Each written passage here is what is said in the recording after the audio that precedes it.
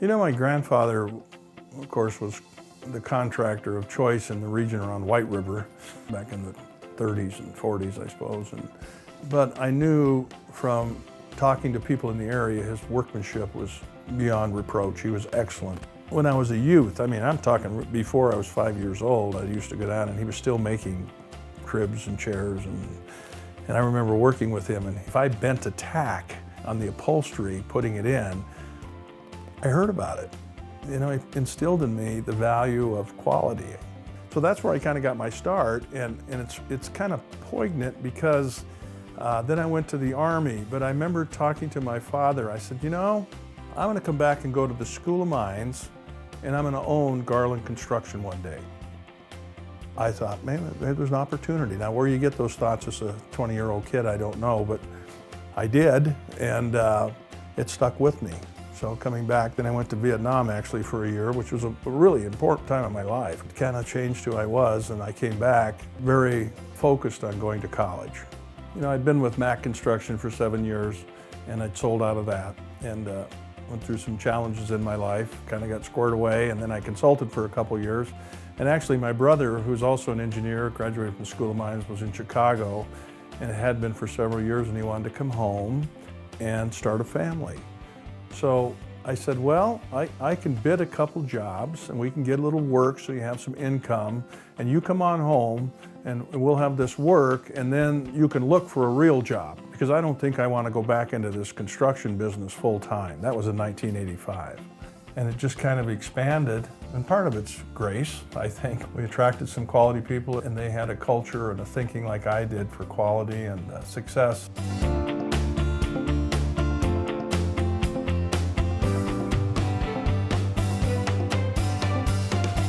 Well, some of the key projects that really shaped our business, it was re-roofing the entire complex at the VA in Hot Springs. Back in those days, I couldn't get a job if it wasn't for the government. The government, if you were qualified and your bid was low, they had to take you. This job, I was like half the value of some other contractors from around the nation. And the bonding company came to me and they said, okay, Mr. Scull, here's the deal. The bonding company is very important to us. We have to bond everything. If we don't have bonding, we can't work.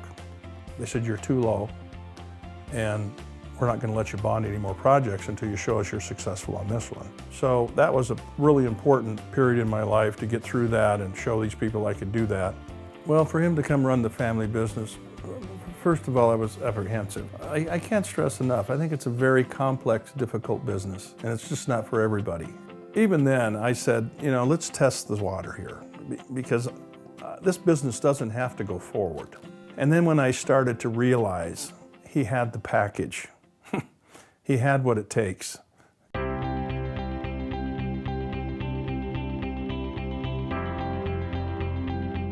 You know, I was always interested in being a part of the family business. It always was really important to me, but I also felt like I needed to go out and see my own things and do some of my own things out there in the world and really make sure that this is what I wanted to do. I just really wasn't happy where I was at in Colorado. I had a wonderful job, but Rapid City was home, South Dakota was home. I called my dad one night and I said, hey Dad, I think I'd like to come home if you'd take me. And he says, yeah, I think now's a good time. When are you gonna start? So next thing you know, I started May 18th of 2003.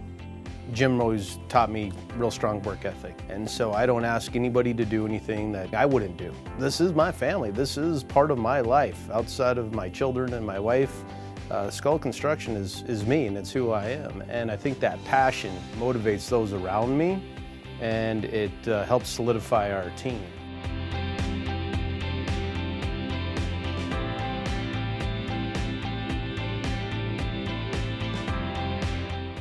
Scull Construction is a family business, and over time we've learned to embrace that to a very high regard.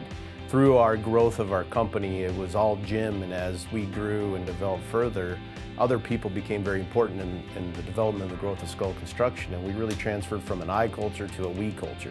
And having been here 29 years, I definitely feel like part of the family. And now with Andy coming into the business and being the president of Scull Construction, he's bringing that culture also, and in a whole new way, which just emphasizes the greatness of Scull Construction.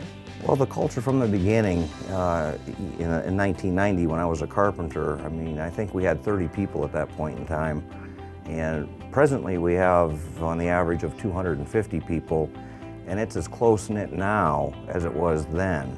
We've really embraced the fact that they are part of our family, they are who we are, and they really carry that family business message beyond Scull Construction, but they also represent Scull as a family.